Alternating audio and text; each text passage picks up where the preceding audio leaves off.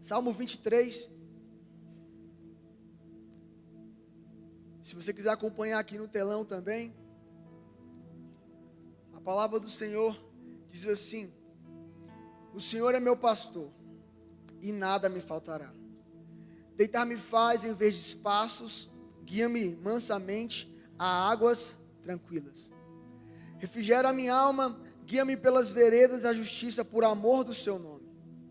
Ainda que eu andasse pelo vale da sombra da morte, não temeria mal algum, porque tu estás comigo, a tua vara e teu cajado me consolam. Prepara-me uma mesa perante mim, na presença dos meus inimigos. Unge a minha cabeça com óleo, e meu cálice faz transbordar. Último versículo: certamente que a bondade e a misericórdia me seguirão todos os dias da minha vida, e habitarei na casa do Senhor por longos dias. Feche seus olhos mais uma vez. Pai, obrigado por essa manhã. Obrigado, Deus, porque numa manhã fria, o fogo do Teu Espírito, Deus, aquece os nossos corações, Deus. Obrigado, Deus, pela oportunidade, Deus, de estar novamente diante da mesa do Senhor. Obrigado, Deus, pela oportunidade, Deus, de não apenas estar diante da mesa, mas fazer parte da mesa contigo, de poder comer, ó Deus, do seu corpo e tomar, ó Deus, do teu sangue. Que nessa manhã, ó Deus, seja uma manhã de renovo, não apenas uma manhã de renovo, mas uma manhã de afirmação da nossa aliança com o Senhor, Pai. Assim eu te peço, eu te louvo, te agradeço. Pode se assentar. Eu gostaria que você ficasse aberto com a sua Bíblia para a gente poder acompanhar o texto. O Salmo 23, ele, se não for o salmo mais conhecido, além do Salmo 91, é o salmo mais recitado da Bíblia. Davi, ele, menino, com a profissão de pastor, o filho mais novo da casa de seu pai, ele literalmente cuidava das ovelhas do seu pai, do rebanho do seu pai. E ele, como pastor, ele tinha a experiência não apenas de pastorear, mas de defender o rebanho do seu pai. E Davi, ele, no meio de tudo que ele viveu, um certo dia chega um mensageiro para ele e diz: Davi, corre, porque o seu pai está te chamando. Davi deixa as malhadas do seu pai e vai para a casa do seu pai. E quando ele chega lá, tem uma mesa posta. Tem literalmente uma mesa de jantar. Só que ninguém estava sentado jantando como costumeiramente acontecia, porque Davi, ele era o filho desprezado da sua casa. Algumas pessoas vão dizer que Davi, pela cor de sua pele, pela cor do seu cabelo, que ele era ruivo. E no povo de Israel, as pessoas tinham uma pele diferente, ele era tratado diferente por causa disso. Alguns historiadores vão dizer isso. E olha que interessante, Davi chega em casa, e quando ele chega em casa, todo mundo está em pé esperando ele chegar. E quando ele chega, tem uma pessoa diferente na casa, e era um profeta, e esse profeta tem uma botija de azeite na sua mão, e ele vai pegar esse azeite e dizer para aquele menino: ajoelha aqui, porque Deus me mandou nesse lugar, e o Deus que me mandou nesse lugar, mandou consagrar você como rei de Israel. E o óleo desceu sobre a cabeça de Davi naquele dia, e a Bíblia vai dizer que o Espírito do Senhor se apoderou de Davi. Aí nós conhecemos a história que Davi vai lutar contra Golias, e as pessoas vão cantar: Davi matou 10.000, e Saul matou 1.000, e Saul começa a ficar com inveja de Davi, e nós vamos conhecer a história que Davi começa a ser perseguido por Saul, e Davi, ele começa a achar alguns refúgios no país de Israel, nas cidades que existiam naquela época. E é interessante que você for estudar a história. Davi, ele encontra um monte, e o monte, o nome dele era o Monte Carmelo. O Monte Carmelo, ele era um monte com pastos verdejantes. Ele era um monte onde as pessoas adoravam a Deus, que no alto desse monte existia um altar de adoração. Esse monte é tão conhecido que um profeta muito conhecido da Bíblia, chamado Elias, ele vai subir o Monte Carmelo, e lá existia um altar que estava quebrado. Ele vai restaurar o altar e adorar a Deus. Exatamente nesse lugar, nesse Monte Carmelo, que Davi vai recitar o Salmo 23. O Senhor é meu pastor e nada me faltará. Ele está em cima do monte, perseguido pelos seus inimigos. Ele está em cima do monte, sendo ali afugentado e correndo para a direita e para a esquerda, sem ter um lugar onde se refugiar. Porque no alto de uma montanha não tem uma caverna para você se esconder. Mas no alto daquela montanha, Davi não precisava de uma caverna, porque o Senhor, que era o seu pastor, estava guardando a sua vida. Davi está em cima do monte, e ele começa a recitar que o Senhor é seu pastor, e nada me faltará. E ele vai dizer: deitar-me faz em vez de espaços, guia-me mansamente às águas tranquilas. Se você for estudar a geografia bíblica do Monte Carmelo, você vai descobrir que aquele monte, ele existia muitos rios. Então Davi está dizendo que Deus não apenas estava ali guardando ele, sustentando ele, mas Deus também estava guiando ele para um lugar de paz. Entenda algo: paz não é a ausência de guerra, mas paz é você estar no meio da guerra e ter Deus dentro de você, querido. Davi está em cima do Monte Carmelo, e ele vai não apenas ver rios, mas ele vai dizer: refrigera minha alma, guia-me mansamente pelas veredas da justiça, por amor do seu nome. Eu não sei se você já teve a oportunidade de fazer uma trilha, de escalar uma montanha. Eu faço isso constantemente. Quando você chega no alto do monte, você fez uma trilha de 2, 4 quilômetros, você está suado, você está cansado, mas no alto do monte existe uma brisa suave. No alto do monte você sente o vento bater mais forte. Deixa eu te dizer uma coisa: sabe quando você está suando? O seu corpo está produzindo suor. Nós seres humanos, somos diferentes dos outros seres viventes.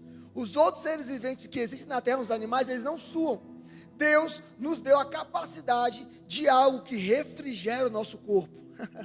Vou te explicar. Davi está no alto do monte, o corpo dele está suado, mas vem a brisa suave e ele sente que Deus está dando descanso para ele. Ei, escute algo: eu não sei o quanto você está cansado, mas a brisa do Espírito Santo está soprando para refrigerar a sua alma nessa manhã aqui. Refrigera minha alma. E ele vai dizer: guia-me pelas veredas da justiça. Elias, ele sobe um monte e vai até um altar que está destruído. Se o altar está destruído, é porque as pessoas não mais adoram naquele lugar. O Monte Carmelo, existiam vários caminhos e trilhas que levavam até um altar de adoração. É por isso que Davi vai dizer: guia-me pelas veredas da justiça. Davi está dizendo: Senhor, o Senhor está me guiando para um lugar de adoração. Ele estava tendo todas essas visões no alto daquele monte. Aí ele vai dizer: ainda que eu andasse pelo vale da sombra da morte, não temerei mal algum, porque tu estás comigo. A tua vara e o teu cajado me consolam. Aí ele vai dizer que a tua vara e teu cajado me consolam. Entenda algo: a gente tem a figura do pastor.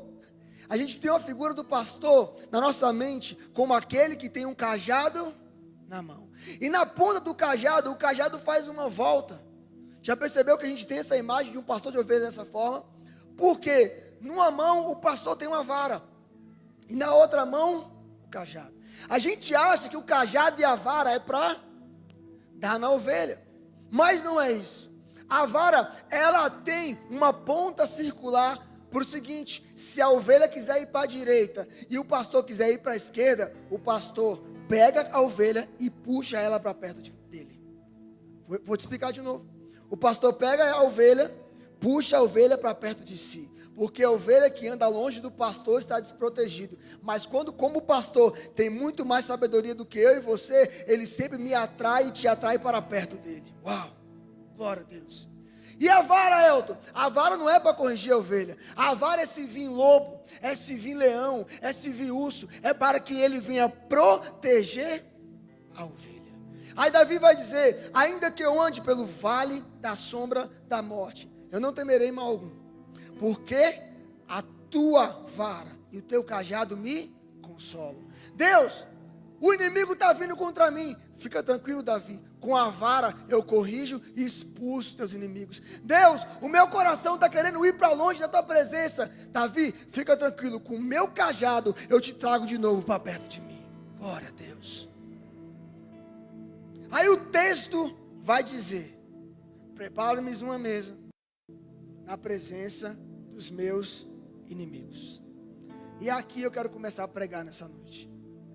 Nesse versículo: prepara-me uma mesa na presença dos meus inimigos. Diante de você tem uma mesa hoje, querido. Diante de mim e de você tem uma mesa que a gente participa sempre em memória de Jesus. Diante de mim e de você existe um momento de comunhão, de partir do pão e tomar do cálice, aonde nós relembramos a morte e a ressurreição de Cristo. Davi vai dizer que Deus prepara uma mesa diante dele. Já parou para pensar que diante da mesa, quando a gente chega na mesa do altar para nós ceiarmos, nós damos de cara com alguns inimigos? Primeiro inimigo nessa manhã eu quero falar. Davi chega em casa, bispo Gerson, e quando ele chega, todos os irmãos dele passaram por Samuel e nenhum foi consagrado. Todo mundo olhou para Davi e falou: não acredito que esse menino aí é merecedor de ser consagrado rei. Eu não acredito que esse menino, que é pastor de ovelhas, que fede a ovelha, que fica lá no campo isolado, ele que vai ser consagrado. O primeiro inimigo diante da mesa da comunhão são as pessoas que apontam o dedo para nós. Já percebeu que às vezes as pessoas olham assim: nossa, fulano não merecia o que está recebendo não. O que está acontecendo com ele? Esse aí já fez isso, já fez aquilo, já fez isso, já fez assado, já andou em tal lugar, já pecou dessa forma e fala isso e isso e isso. Ei, escute uma coisa: não importa o que dizem de você, importa que alguém um dia abriu os braços na cruz e disse: eu redimo, eu atraio, eu morri e ressuscitei por ele. Diante da mesa nós temos pessoas que literalmente ficam assim, ó, abre o olho. Ih, mas essa semana eu vi que fulano deu uma caidinha. Fulano acabou dando uma desviada. Diante da mesa a gente tem esse primeiro inimigo, que são aqueles que acham que a gente não merecia estar diante da mesa. O segundo inimigo que existe quando nós estamos diante da mesa do rei, somos nós mesmos. Gálatas 5,17, o apóstolo Paulo vai dizer que a carne milita contra o espírito e o espírito contra a carne, ambos são opostos entre si. A carne quer ir para a esquerda, o seu espírito quer ir para a direita. E aí Paulo vai continuar dizendo, e ele vai falar sobre o fruto da carne e o fruto do espírito nesse capítulo. No verso 1 do capítulo 5, Paulo vai dizer assim, ó: não use de liberdade para pecar. Diante da mesa da comunhão, nós temos o segundo inimigo, que é eu e você, querido. Eu sei que muitos ceiaram no dia 31, tomaram a ceia, mas do dia 1º até hoje, quantas provações e pecados você tentou contra você e você teve que lutar para não cair? Quantos pecados vieram sobre você e você teve que pelejar para não cair? Mas teve alguns de nós, como eu também, que acabamos tombando e caindo. E a gente chega diante da mesa e pensa: eu não posso, eu não mereço. Você não merece mesmo. Deixa eu te falar, você não merece mesmo. Mas alguém te fez merecedor. A Bíblia vai dizer que, querido, Ele comprou a minha e a sua dívida. Vou te explicar. Livro de Ruth.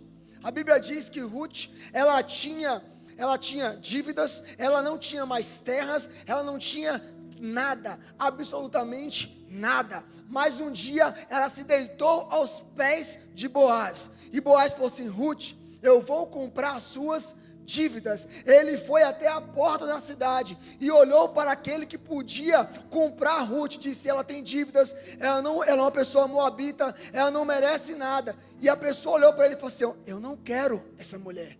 E Boaz olhou para aquele homem e disse assim: tudo bem, você não quer, mas eu quero. Ele comprou as dívidas de Ruth, ele comprou todos os defeitos que Ruth tinha e casou-se com ela. Essa é a noiva do Cordeiro, ainda assim que imperfeita, cheia de dívidas, mas alguém comprou a minha e a sua dívida, querido.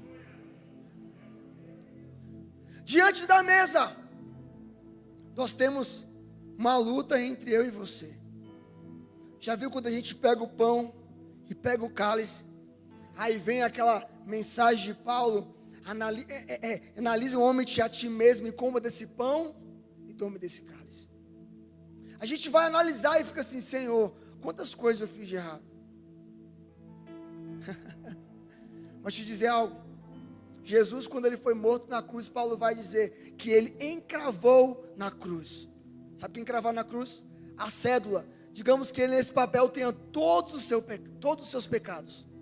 Jesus fez isso aqui, encravou na cruz. E quando ele encrava os pecados de toda a humanidade na cruz, algo acontece na cruz. Na cruz, a cruz é banhada pelo sangue de Cristo, querido.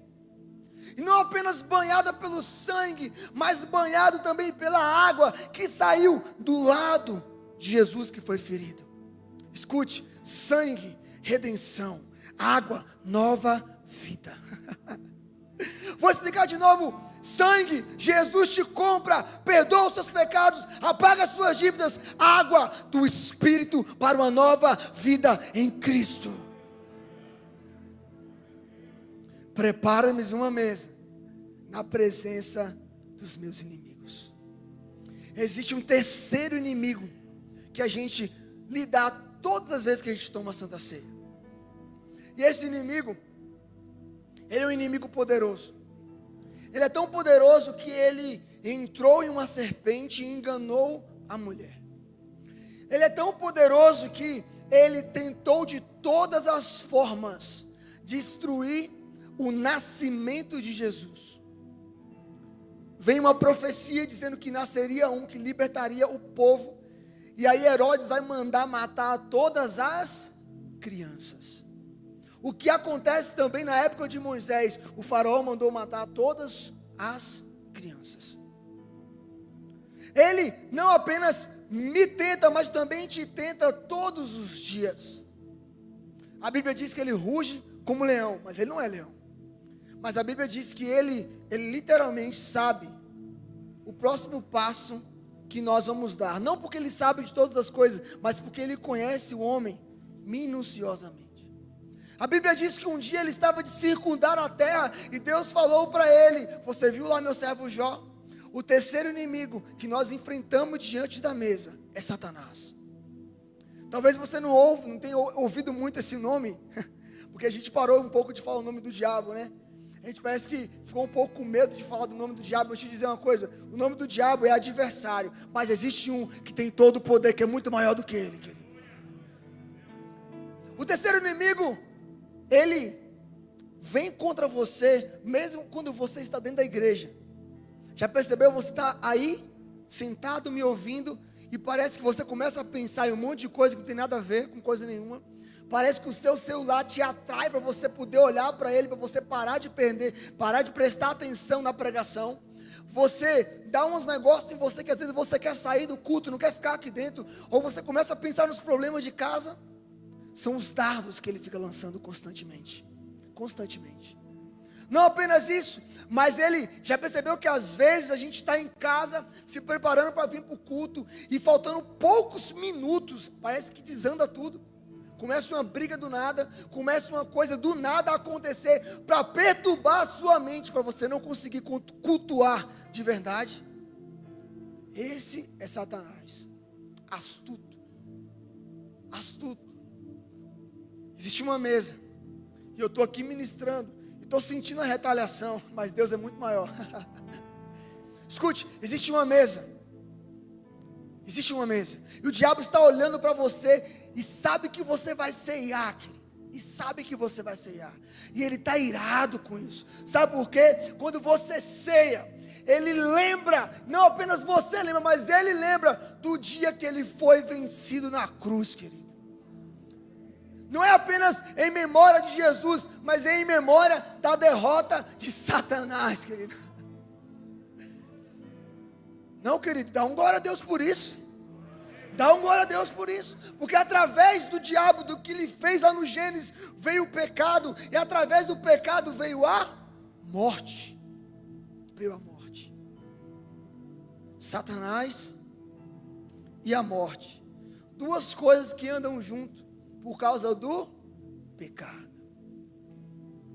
Só que Davi vai dizer que essa mesa está diante dos inimigos. Então Davi está dizendo assim, ó, você vai literalmente ceiar com seus inimigos. O diabo vai ver você ceiando. O seu eu, a sua carne vai dizer, não ceia não, não toma não, você não merece não. O diabo vai vir contra você, não apenas com essas acusações, mas ele vai tentar com todas as forças fazer com que você não participe da mesa do Senhor. Mas deixa eu dizer uma coisa, quem preparou a mesa não foram os diáconos.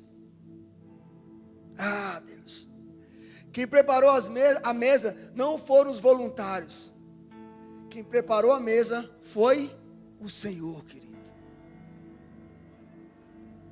Quem preparou a mesa nessa manhã para você foi o Senhor, querido.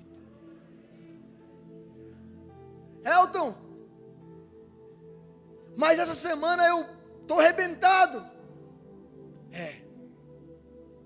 Mas deixa eu te dizer algo. Quando Jesus ele vai fazer a última ceia, e aí ele vai falar algo muito tremendo. Ele vai dizer assim, ó, muito eu anseiei ceiar convosco, que era a última ceia. E aí ele vai falar que aquele queria trair, e aí Judas molha com ele ali o pão, e aí Judas sai. Judas não participa da última ceia, ele não participa. Depois que Judas sai, que o diabo entra nele, ele sai. Jesus começa a ceiar com seus discípulos. E aí ele vai falar algo, eu estou ceiando com vocês agora, mais um dia. Vai acontecer uma ceia.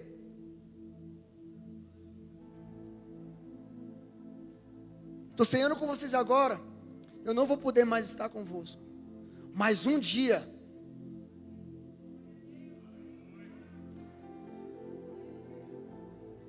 Pedro, Tiago, João, é o nosso último momento junto. É a nossa última ceia junto. Mas fica tranquilo que um dia. E não vai ser um dia só não. Vão ser 1000, milhares. Vai ser a eternidade ceando comigo. Ei, não vai ser apenas um momento de ceiar. Lá não vão ser os diáconos que vão servir a mim e a você, querido. Vai ser o próprio Jesus. Já para pensar comigo isso, imaginar isso, o bom mestre te servindo, querido. Chegando até você, com o seu rosto glorificado, com seus olhos de fogo, com o seu cabelo branco como a lã, com a sua boca falando uma palavra como uma espada e dizendo, servo bom e fiel, tome e participe da ceia comigo. Aleluia. Aí a Bíblia diz que não apenas nós vamos ceiar com Ele, mas nós vamos ter um privilégio, querido. Um privilégio muito grande. Sabe qual é o privilégio? De entrar na santa cidade de Jerusalém. E vou te explicar isso para você conseguir entender. Davi fala sobre a mesa. Ele é consagrado rei. A gente conhece a história. Ele conquista vários lugares. Mas ele conquista uma cidade, Bispo Gerson, a cidade de Jerusalém. O povo que morava ali eram os jebuseus. Os jebuseus, eles fazem uma brincadeira e menosprezam Davi. E vão dizer assim, ó, até um aleijado conquistaria essa cidade. Mas quem é Davi para conquistar esse lugar? Quem é Davi? Davi conquista a cidade de Jerusalém. Preste atenção nisso. O rei Davi conquistou a cidade de Jerusalém. Segundo Samuel capítulo 5, você pode ler depois em casa. Ele conquista a cidade. E aí, cria-se um ditado. Porque os jebuseus disseram isso, não entra aleijado em Jerusalém. Não podia se entrar coxo nem manco em Jerusalém, por causa que Davi conquistou a cidade e tirou essa zombaria dos jebuseus. Mas preste atenção em algo, querido. Davi um dia lembra de uma história, de um pacto, de uma aliança que ele fez com um dos seus amigos. E ele pergunta: existe alguém, aleluia, da família de Saul, para que eu possa abençoar?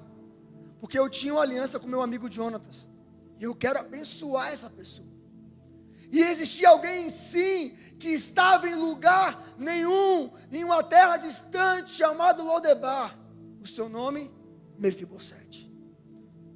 Só que Mefibosete, ele tinha 2 para 3 anos, e quando o povo de Israel foi perseguido, o governo de Saul foi perseguido, a família de Mefibosete saiu correndo, e aquela criança foi derrubada no chão e quebrou as pernas, e ele ficou aleijado. Querido. Um belo dia, chega uma carruagem em lugar nenhum, em lugar de esquecimento, em lugar de pessoas abandonadas e esquecidas. E a carruagem para na porta, ou de casa. Bom dia, é aqui que mora fulano? É. Chega o rapaz, se arrastando no chão, olha para cima, e ele pensa: é hoje que Davi manda matar todo mundo da família de Saul. Mas a carruagem olha para ele, aquele cara da carruagem fala assim: entra, porque o rei quer falar com você. E de repente, para uma carruagem na beira do palácio, na entrada, desce um aleijado, todo maltrapilho, se arrastando, chega até o trono, abaixa a cabeça. Segundo Samuel capítulo 9, você pode ler em casa. Ele abaixa a cabeça e diz: eis-me aqui, Senhor.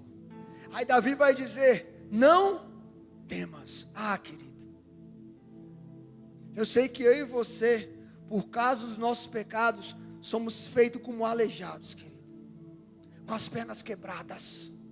A gente se arrasta. Tem pessoas que vieram aqui nessa manhã, que vieram se arrastando para a igreja, não só com o corpo cansado, mas com a alma destruída, com o espírito cansado, vieram até a igreja, e estão com suas cabeças prostradas. Ei, o rei diz para você: não temas, não temas. Sabe, a cidade de Jerusalém não podia entrar coxo, nem manco, nem pecador, nem cego, mas o rei dos reis abriu o caminho dizendo: venha, não temas, não temas. Aí a Bíblia vai dizer que Davi vai olhar para aquele menino, para aquele jovem, para aquele homem, e vai dizer: ei, todos os dias, preste atenção, todos os dias, você vai comer na mesa comigo. Todos os dias você vai se sentar ao meu lado como um dos meus filhos. Todos os dias você vai se sentar na mesa comigo, e da comida que eu como, eu vou colocar na sua boca. Agora imagina a cena, querido. A mesa está posta. Aleluia.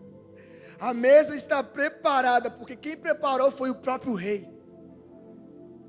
A mesa está posta, e de repente, lá na entrada do palácio, na porta, vem alguém se rastejando. Vem alguém fraco. Vem alguém com um espinho na carne. Vem alguém que peca, que cai, que erra, mas não desiste de continuar caminhando em direção ao trono, à mesa da comunhão com o rei, querido. De repente vem alguém se arrastando e ele vem chegando perto e as pessoas começam a olhar e perguntam: quem é esse? Não, ele não é Mefibosete, filho de Jonatas.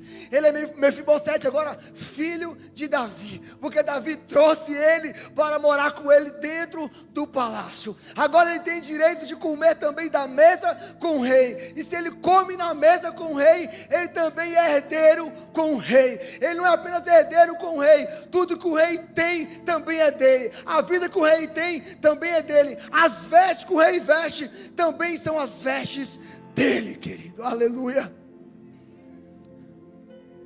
Apocalipse, e aqui eu termino, capítulo 21, vai falar sobre um novo céu e uma nova terra, e uma cidade vindo do céu com uma noiva preparada para o noivo. Sabe o que isso quer dizer? Ninguém entrou nessa cidade, ninguém tocou nesse lugar. Foi uma promessa que Jesus fez no Evangelho de João, capítulo 14. Não se turbe o vosso coração, crede em Deus, crede também em mim. Na casa de meu pai há muitas moradas, e se não for assim, eu vos teria dito: vou preparar um lugar. Jesus preparou a nova Jerusalém. Ei, a nova Jerusalém, pecadores não podiam entrar lá. Pessoas que titubeavam, pessoas que estavam longe da presença de Deus não podiam estar lá, mas por causa da graça, Jesus abre um caminho, Jesus vai atrás da ovelha perdida, do filho pródigo, da dracma perdida, dizendo: ei, esse lugar é preparado para mim e para você. Fique em pé comigo nessa manhã, querido. Aleluia. O último versículo.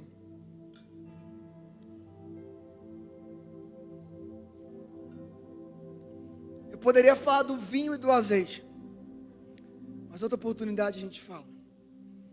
Que Davi vai dizer: unge a minha cabeça com óleo, meu cálice se faz transbordar. Mas o último versículo vai dizer: certamente que a bondade e a misericórdia me seguirão todos os dias da minha vida, e eu habitarei na casa do Senhor por longos dias. Escute, essa mesa está posta e você vai tomar dela hoje, e não vai ser algo mais como era antes. Sabe por quê? Quando a nossa mente entende a palavra de Deus, Paulo vai falar isso em 2 Coríntios capítulo 2, verso 16, que nós temos a mente de Cristo. Quando você tem a mente de Cristo, querido, você começa a entender que não é apenas comer um pedaço de pão e tomar um pouco de suco, mas é você literalmente afirmar que você tem o corpo de Cristo dentro de você. Sabe? Quando você tem o corpo de Cristo dentro de você, você tem a garantia de algo. Sabe o que aconteceu no terceiro dia? O corpo de Cristo estava lá no túmulo. E o Espírito de Deus desceu sobre o corpo de Jesus. E ele ressuscitou. Quem come do corpo de Cristo tem a garantia que mesmo que seus olhos se fechem hoje, quando a trombeta tocar, o seu corpo vai ressuscitar com ele, querido. Quem toma do cálice, ele tem uma garantia, querido. Sabe qual é a garantia? Não apenas a nova aliança que você faz no sangue, mas você tem a garantia que as suas vestes, que é a sua vida, estão sendo lavadas e remidas no sangue do Cordeiro, querido. Quando Deus dos céus, ele olha para a terra, ele não vê uma veste normal, mas ele vê alguém que foi lavado no sangue do seu filho, querido. Bondade e misericórdia me seguirão todos os dias. Deus, ele me deu essa palavra. Eu estava lembrando de um hino muito antigo. Cadê o pastor Elcio? Está aqui. Um hino muito antigo que meu pai ouvia. Meu pai gostava dos CDs do Nelson Ned. E ele colocava todo domingo de manhã, antes da gente ir para a igreja. Que dizia assim, ó: eu era pobre, perdido e pecador, mas Jesus já transformou as minhas trevas em luz. Quando ele fez o quê? Estendeu a sua mão para mim. Nessa noite, ou nessa manhã, o rei estende a mão para você, querido.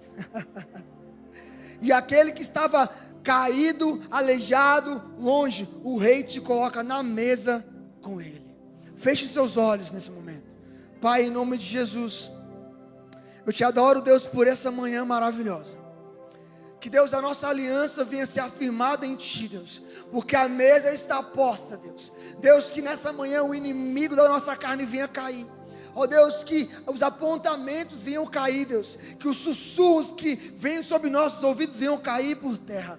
Deus, que o inimigo que tenta nos derrubar todos os dias, ele venha ser, Deus, espantado para longe, Deus, que os seus anjos os afugentem, Deus, os demônios, os principados e potestades, Deus, que eles venham ir para longe. Que nessa manhã, Deus, o Teu Espírito afirme em nosso coração a certeza que o Senhor preparou uma mesa de comunhão para nós. Adore ao Senhor nessa manhã, querido.